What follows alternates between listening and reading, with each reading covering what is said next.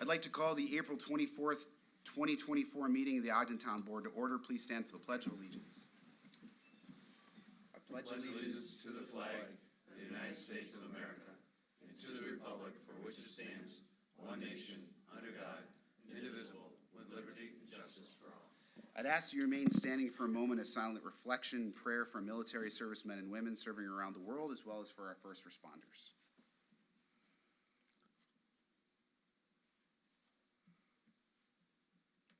Thank you.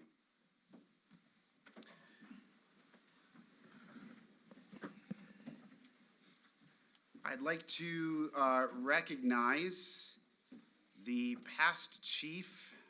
Chris Mears is here. Thank you, Chief, for being here, and his wife as well. Thank you guys for attending.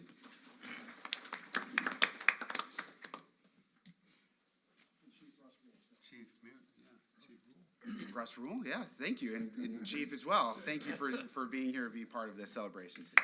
Appreciate that.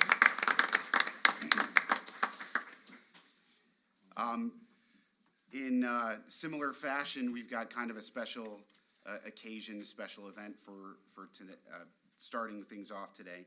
And so why don't we have Carlos come join me up here, Chief as well, and we'll do the honorary swearing in here.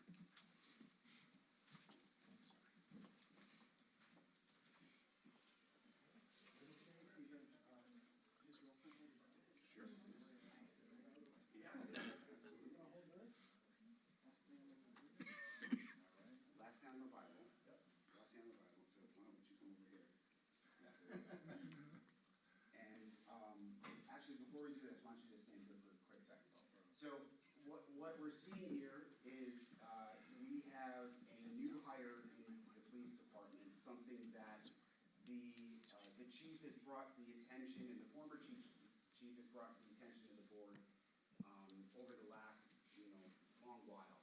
It's been, and I think with the help of having a former sergeant on the board and a board that's really actively engaged in trying to not only maintain the safety and security of our town, but also make sure that our force has what they need in an attempt to try and make sure that we're not leaving people working alone. That was sort of the goal and the attempt to bridge that gap. We want to not only protect the town, but we want to make sure that our force has what they need. And so, in many ways, you're the answer to years worth of planning to get to this point where we just feel better protected, better secure. Weirdly, crime isn't slowing down, so that kind of helps from a marketing standpoint. But going through the process and finding somebody not only with your skills and your abilities, but your attitude, your mindset, is exactly what we've been working towards, what we have, and what we want to continue to build. So on behalf of the entire town board and myself, we're just really excited that you wanted to be here and that we were able to make that happen for you. So that's it. Let's do this, and then I know Chief will have some words as well. Let's see if I can get this whole thing. Left hand on the Bible, right hand forward, repeat after me. I, Carlos Ortiz Speed, do solemnly swear that I will uphold the Constitution of the United States and the Constitution of the State of New York, and that I will faithfully discharge the position of Town of Ogden officer to the best of my abilities. So help me God. Congratulations.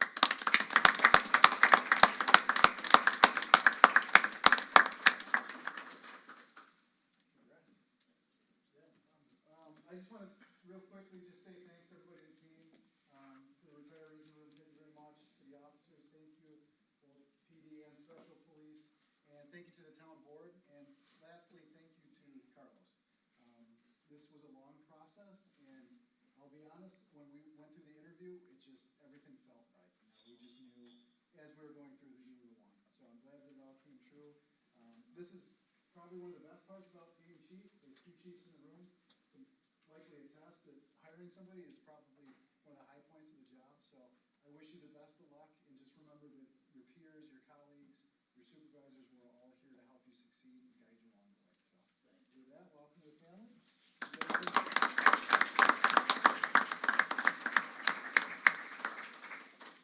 So I'd like to say thank you, obviously, Chief Gray and the board for allowing me this opportunity. I've heard great things about the community, about the police department, and I want to withhold all of that. So thank you.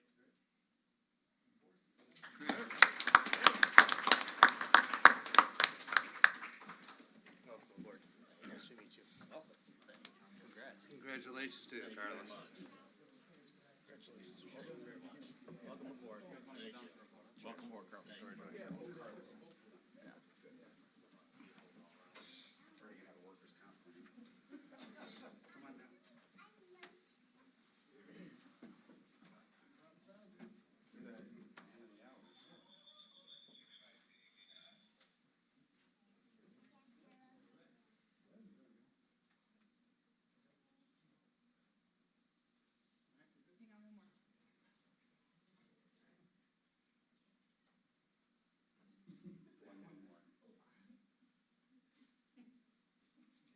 You guys, retirees too, officers, wanna come up, we'll take a big group photo quick too. That's a command, not a.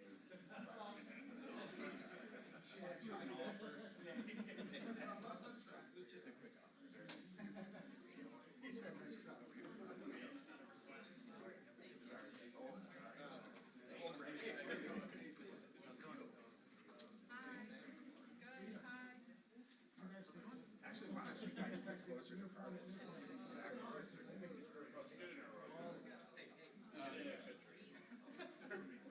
As for you.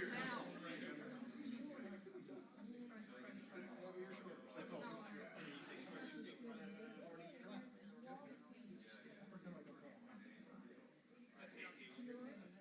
He's gonna burn it in, and then pretend like I'm gonna tell us what.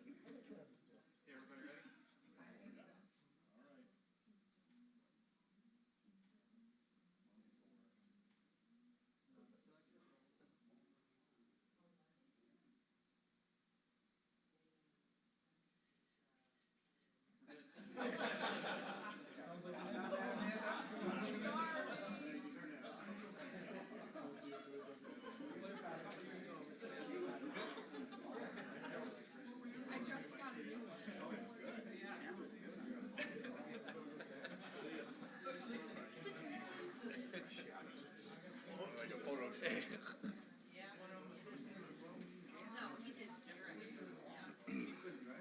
Thank you, Chief. Nicely done. Thank you, sir. It's just head fog, but other than that, okay, I know. I know. man. You know what? I totally forget that that guy was a chief, and I don't remember his last name. That would have been helpful.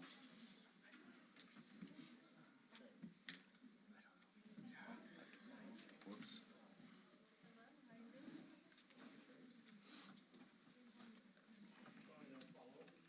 There you go, Chief. See you, Chief. See you guys. Thank you. Thank you. Oh, man, that's great. Next, we have our quarterly update from Chief Geffert from Gates Volunteer Ambulance Service. Chief? Good, well, thank you. So to get started here, I'll start out with just our report out of numbers and so forth, and we can go to the financials if I can answer any questions, okay? So call count for Ogden, for the first quarter, there was a total of 299 calls that we responded to. Defense support, village defense support, 115. It always kind of amazes me that we actually take so many calls into the village. That's what we do. And then if you go down there, total amount billed, and this includes everybody, all of Gates as well as Ogden, Parma, and Spencerport, is we billed out 1.8 million. And then you can see the amount received was 732,000. Actually though, if you look at the financials, for the amount that we've received already, we're actually above our budget. So hopefully it continues.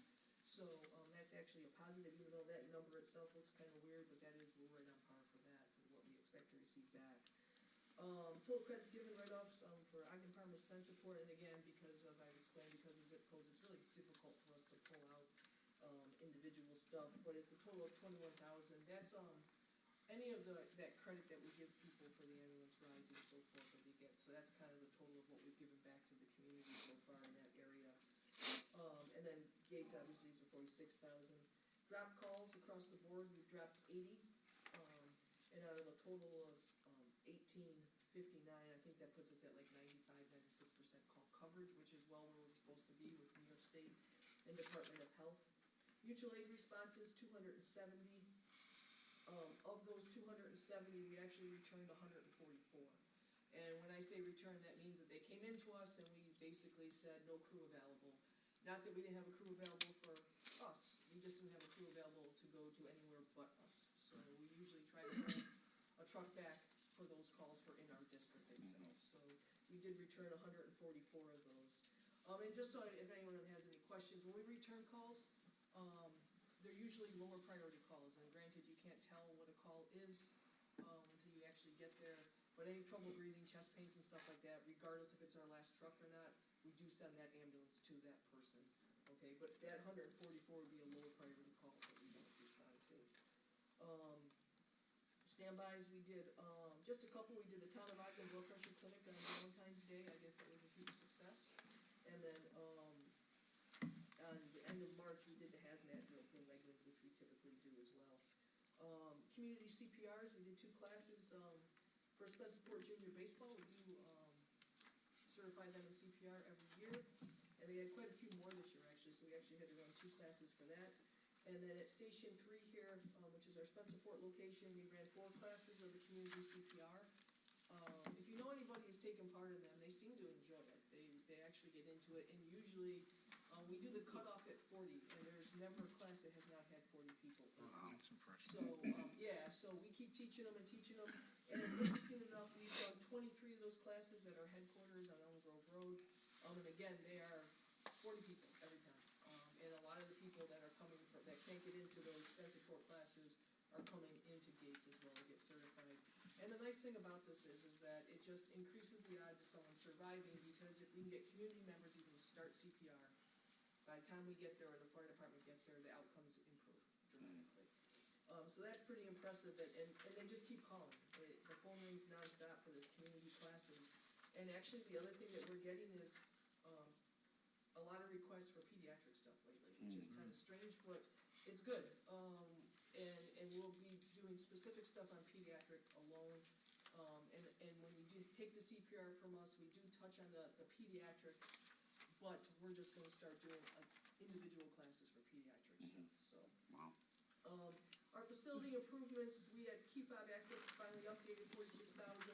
It includes all new key fobs for everybody, as well as the actual door things to get into the facility. That was quite the undertaking, but it is done, and that's great. Our new fly car is in service. It looks just like our truck that we plow with. It has an updated design on it. The nice thing about the new truck that we got, the new fly car, it is ALS certified with the state, so it can run as a fly car with all the gear on it. But it's also our backup truck, plow truck. And the good thing is that a few years ago, when our plow truck went down, we didn't have a backup, and then we had to pay out of pocket a tremendous amount of money to get our facilities plowed. So now we have a backup for that, as well as another truck that will pull our gator. We are in the process of buying a new gator. It'll be a bigger one. It'll have the tracks. It'll run in the snow. And we're just waiting for the grant to come in on that. And actually, the weight of that gator requires a larger trailer, which required a bigger truck. So that will take care of all of that. Ongoing server upgrade. We are working on upgrading our server. I know they took care of Station 3 already, and our Station 2 over on Buffalo Road. They're tying everything in with Spectrum for the updated service and so forth. It'll probably take another 3 to 4 weeks. But what this will allow for now is actually a 3-tiered system. Our main system being at headquarters. If that fails, we have the backup at Station 2, and if that fails, it'll be the backup at Station 3 now. So we're allowed to keep all of our data. Future improvements, they are scheduling someone to come to Station 3 to do the brush removal. We had it done 2 years ago, where they put a small vehicle or tractor into the back behind that to push back all that brush and keep that down, as well as they're going to tear all the front landscaping out and redo all of that to make it look updated and much more presentable.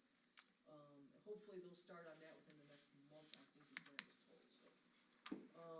New ambulance ambulance in service, actually, we just got it in service, so we got the sticker from New York State to certify it, and it went on the road today. So you'll see a new van out there, and it's 459, but it's out there and it's running.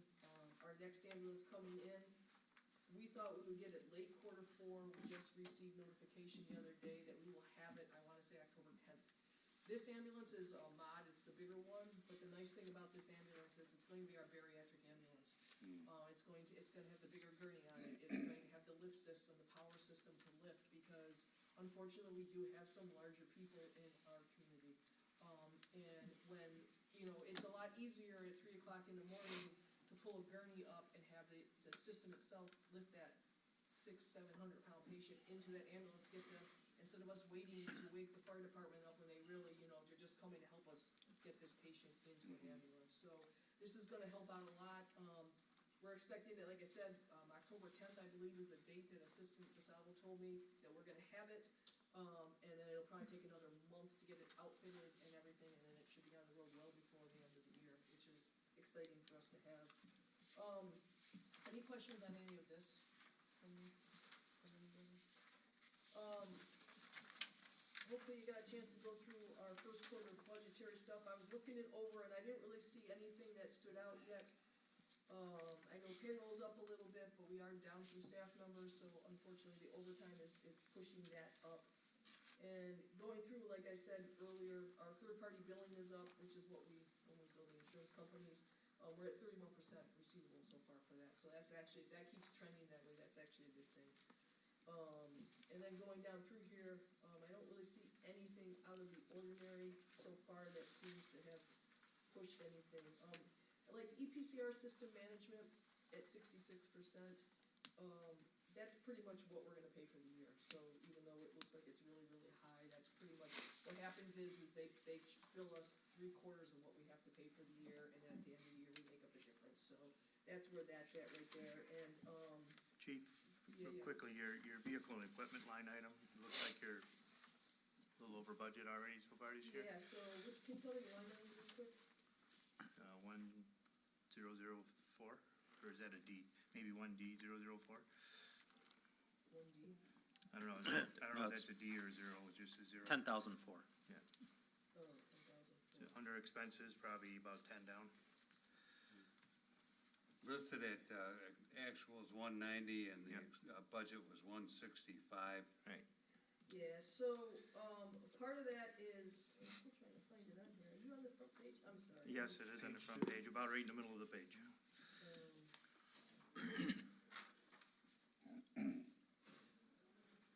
Right above service awards. Oh, vehicle reserve, is that the one? No, vehicle and equipment, 10004. We must have, can I see it from there?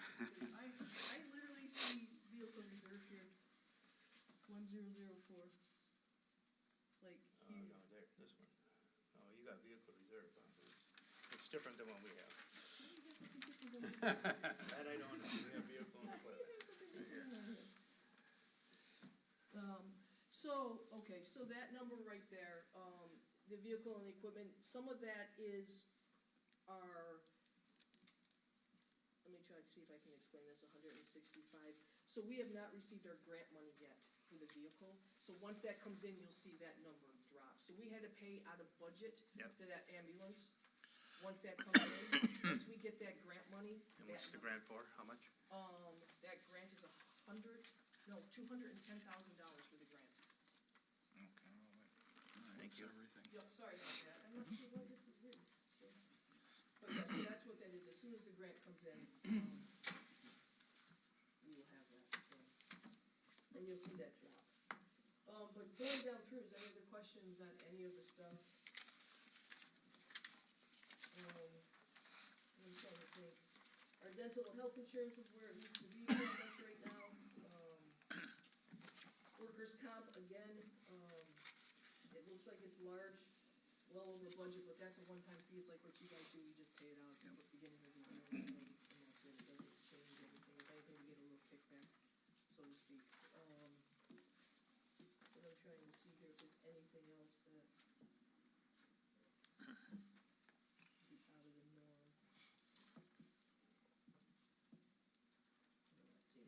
anybody had any questions on it. I'm good. Oh, one other, sorry. On the back page, your oxygen line, 8006. That's a nightmare. So, that is an actual verifiable nightmare.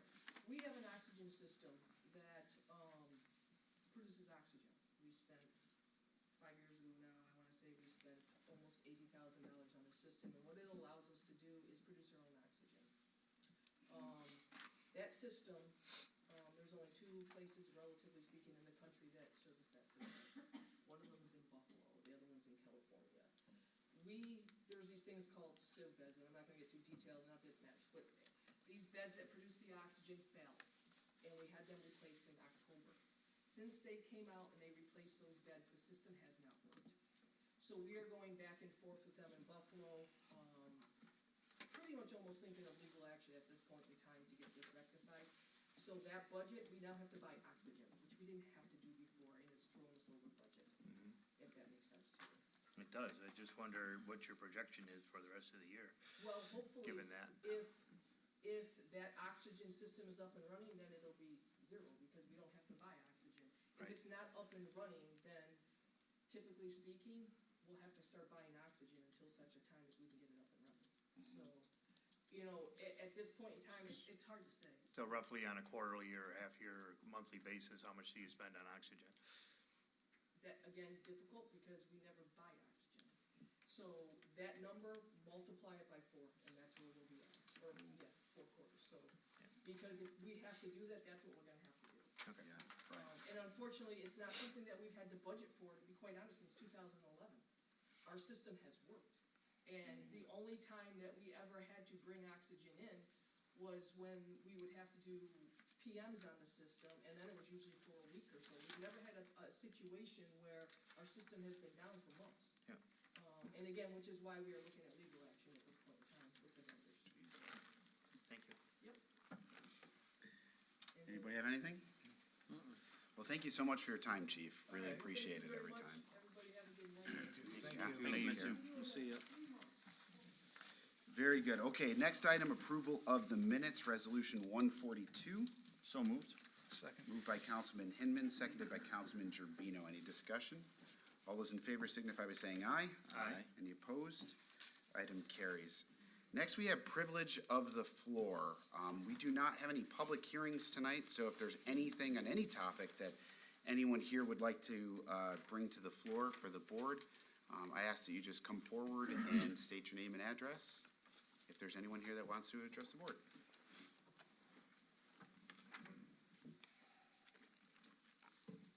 Hello, Yep. my name is Daniel Reinbold, I live at 4 Coventry Drive, Spencer, Florida. Right over here, just got the home in October, and, when I lived in the city at 87 Linden Street, we sold that house, and we moved from that area because we were getting hit with a cellular wave that was hitting our house, and filling it with like a static electric charge. Wherever you flick a switch, you would get shot. And so we moved from that area, put in ground rods, new ground rods there, before I left to make sure the next people that lived there were safe. So we bought a home over here and, where I told you. And, the ground rod was old, so I put a new ground rod there, had the guys from Smithford Electric check it out. And then I was still getting radio frequency meters that measures the radio frequencies coming through the airwaves. And so then, to make sure that my house wasn't making these electrical shocks to us, I shut the main power off to our electric. So we had no electric coming in the house, so I shut the mains off. And, we were still getting shocked, and I got the meters, I got them with me tonight, and, measured the waves through the air, and it was like 190 volts per meter, so every meter is about 3 feet long, every metric meter. So every metric meter, like 3 feet long, it was measuring through, in the airwaves, just like I'm standing here, 190 volts. So there's an airwave coming from somewhere, some cellular tower attacking the house at 190 volts. And you hold it 4 inches away from the water, where the water comes out of the faucet, 280 volts coming through the airwaves. So this is, I gotta know who to talk to, if you guys know who to talk to, who to contact. so that we can stop getting electrocuted through these airwaves. I brought the meters, and it's some kind of hacking. We had Spectrum, and we called the police because we'd be watching TV, and then it would go black screen, no signal. The signal would be taken from the modem. So, I unhooked the router because I thought somebody was connected to the router. So we had no router, just the modem. And Spectrum says, no, there's no way anybody can hack into the modem. Well, they put so much static in the airwaves that they're able to overtake it. It's very interesting. I would think that the town doesn't regulate the airwaves themselves. That would be the Federal Communications Commission, FCC. I'm sure they have a regional office and obviously a national office, but this is the type of thing that would be within their jurisdiction. Right. Apparently, it's not just the city of Rochester, but here you are in the confines of the town of Ogden, you're having the same electrical, I believe it's the same people doing it, so I well, believe they radiated everything, and since we moved, they followed that radiation signal. and again, those are the types of things that, And so, we got a hold of the police said, get rid of your Spectrum if they're attacking it.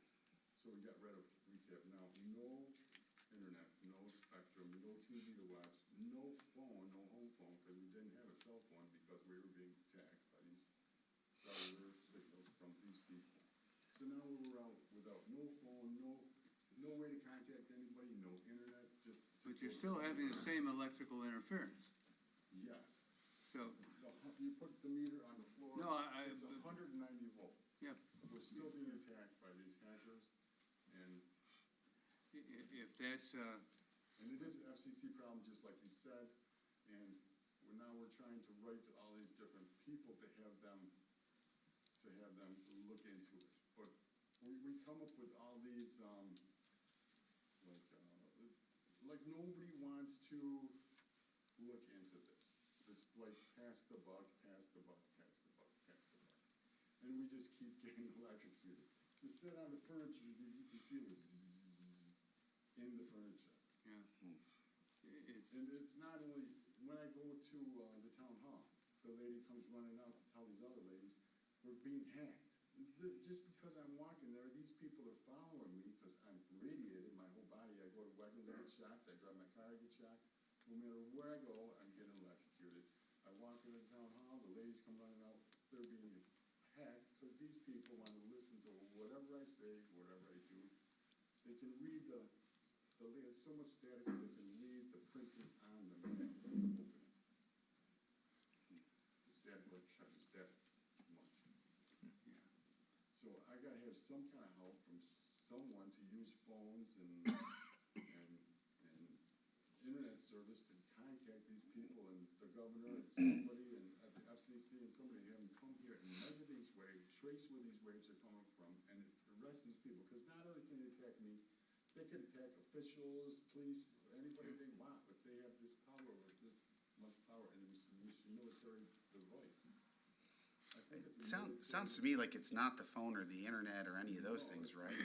So you should be able to reconnect those services and then be able to, They hack right into it. They take the signal. It doesn't work when they do. well, I see, Anybody that comes over there, they hack into their phone, interesting. any electronic device.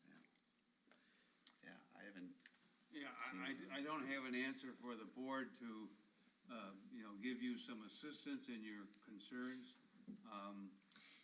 And again, Yeah. I'm sure you've heard it 1,000 times, but, We can't do anything. the airwaves are not regulated by the municipality. They're regulated by I just government. wanted to let you know what's going on. Appreciate it. And if you know anybody that is connected with somebody that knows somebody at the FCC or anything, okay. please, find some way to get a hold of me over at Fort Country Drive. Drive over there. If you're interested, drive over there. I got the meters. You can see what's going on yourself. If you're interested. All right, I just want to let everybody know. Thank you. Thank you very much. Thank you. Is there anyone else here that wishes to address the board at this time on any topic? Seeing none, we will close the privilege of the floor. Let's see, we'll move on to reports from town officers. As discussed with the board maybe a month ago, I have been starting to meet with different engineer architectural firms just about the town hall campus potential with senior centers and things of that nature. We've had two really fruitful conversations, just kind of starting with, what is it that we can do? Give us a couple of options, and we'll kind of go from there. Thursday, May 8th is the National Day of Prayer. Annually, we invite a lot of the area churches, all of the area churches, leadership, and of course, anybody from the town that wants to come and gather. We gather at 8 o'clock at the flagpole, if anyone would like to attend. What time is that, Mike? I'm sorry? What time is it, you say? 8 a.m. Okay. I attended the Stop DWI award ceremony with Chief Gray and Officer Hughes and Officer Lawhorn were both presented with awards there. Obviously, we get a grant for this stuff, and it's just great that we're able to put special detail on this type of offense especially. Have been meeting with Charity and personnel and also Christian and our wellness team to make sure that we're taking a look at a collective mission statement and core values.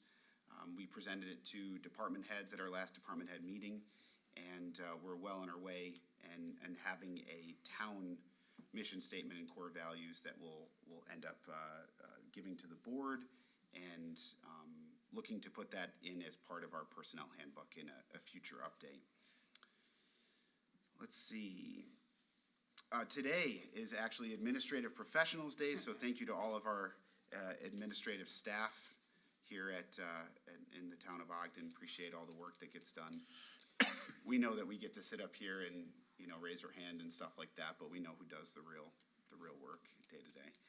We've been working on updating our emergency action plan. So there's the emergency preparedness plan, which is really for disasters outside of these buildings. And then there's the emergency action plan that really is, if there's a fire, if there's, active shooter, if there's something going on and we need emergency evacuation routes and things like that. So we've been working on that for a bit.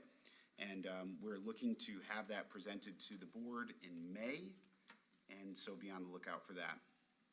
Today, participated in a Zoom meeting with a bunch of people actually, but all on the topic of the Gillette Road Bridge.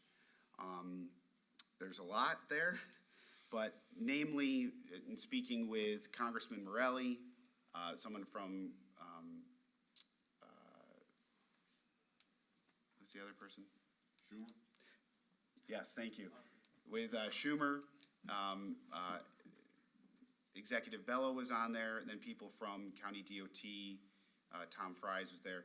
So we got a lot of information, and essentially what we're not clear on is whether CSX has officially gone through the process of abandoning that bridge. We do not feel like they have, so we do feel as though that it is still their obligation and responsibility.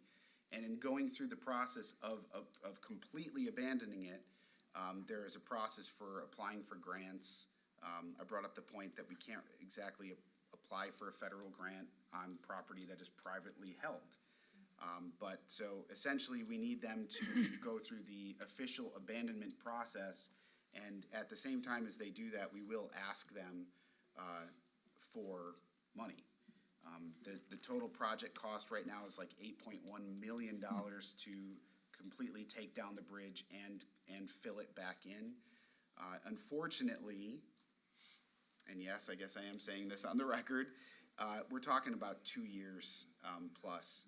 So first we got to get the acknowledgement from CSX, then secure the grants. County says it takes about a year just for design, and then a year to implement and do the complete project. So unfortunately, there is no quick solution. It is not a town problem. It's a problem of neglect by CSX. And I guess if there's anything to say in of the least is that we've got a massive amount of attention from everybody trying to resolve it, except for CSX. We're trying to still get them to the table. So that's it for me. Councilman Baker? Thank you. So this morning I had a chance to stop by the highway department, bring some donuts and coffee over to the group for the annual equipment show. Looked really impressive in there. They fit a lot of stuff in that space. So I'm hoping it was a very successful event for Dan and everybody. So it's good to see that people from all different municipalities over in our neck of the woods. And then this Friday, I will be attending the Aurora House fundraiser that they're having at the Blue Barn for their fundraiser. So looking forward to that. Very good. That's all I got. Councilman Gerbino? Nothing to report. Councilman Hinman? Nothing to report. Councilman Toms? Yeah, very briefly, I did spend some time with Highway Superintendent, Mr. Wolf, and also Nicole Bateman over there, one of his admins, answering some of the questions you had asked around the fuel system. I have some of that data here I'd like to share with you. There's still some data points that we don't have yet, specifically what the upcharges are for diesel, and, we think we know what the gas is, but not 100% sure there, but so we can go over some of those numbers, and maybe next meeting we'll have all those data points and we can introduce it to the rest of the board in the work session. Yeah, and I'll do what I can to work with finance to make sure that we've got the specific numbers, because I continue to work with finance on how to go forward with this. I think we actually have a really good plan for it to make it happen, and I think obviously it's gonna be a venture that benefits a lot of departments. Yep. So, Okay. yeah, thank you very much. Thank you. Dan Wolf, Highway Superintendent. A couple things. We had, at our show today, we had over 700 people there who came through it. We received a check at the end of the show for $10,000 to go on the coffers. And we're working on, the bridge or the canal decks along with the village. I'm not sure what we're doing, but we're working. I was gonna say, which ones? And that's about it. Very good, thank you. Noel Burley, Town Clerk. We've been real busy with passports lately, still lots of people getting passports. Just returned from Albany. I was in Albany Sunday through last night, so got lots of new adventures, new things to try, and we'll be working on implementing some of those. Very good, thank you. Mr. Shum, Town Attorney. We have the Best Value Award local law that we had a public hearing on at its last meeting, so there's a couple resolutions in there tonight, one for negative declaration and one to adopt. As the supervisor mentioned, the sharing of the GIS services and the interconnect is brought to my attention by the building department as well, and I think it's gonna benefit both the county and the town in order to share those services. There is a resolution to establish a public hearing on cluster development.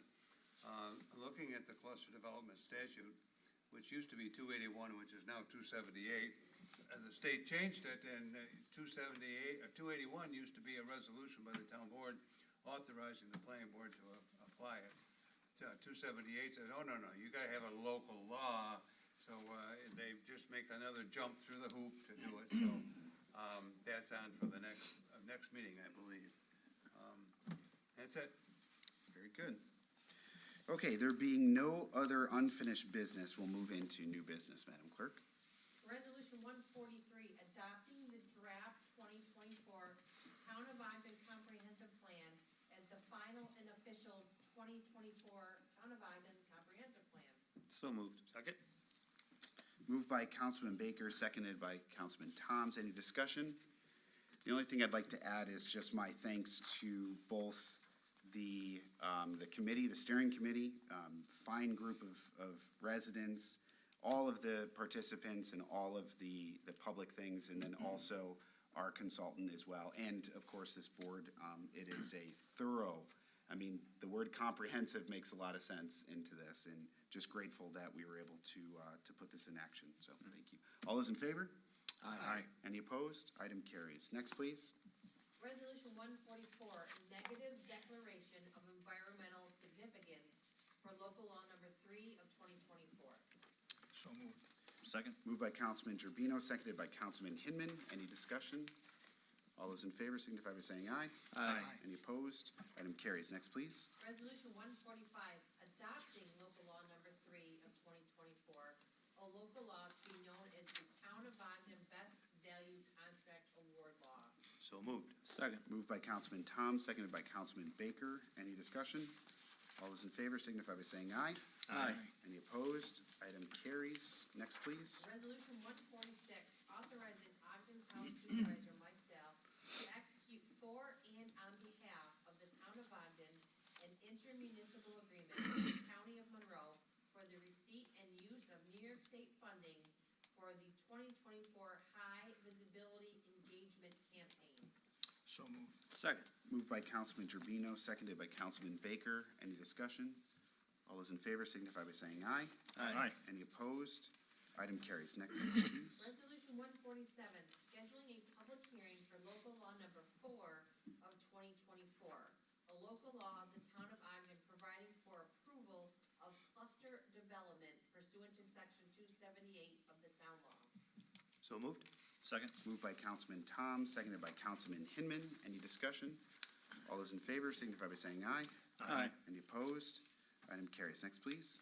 Resolution 178, authorizing Ogden Town Supervisor Mike Sal to execute for and on behalf of the Town of Ogden an intermunicipal agreement with the County of Monroe to provide for sharing of GIS map services and data sharing via web-based map services. So moved. Second? Moved by Councilman Tom, seconded by Councilman Gerbino. Any discussion? All those in favor signify by saying aye. Aye. Any opposed? Item carries. Next, please. Resolution 149, authorizing the hiring and rehiring of laborers in the Town of Ogden's Building and Grounds Maintenance Department. So moved. Moved by Councilman Hinman. Second. Seconded by Councilman Baker. Any discussion? All those in favor signify by saying aye. Aye. Any opposed? Item carries. Let's see. All right, I'd like to make a motion that we adjourn to executive session to discuss employment. And seek advice from town and seek council. Thank you Second. for rounding that out. Okay,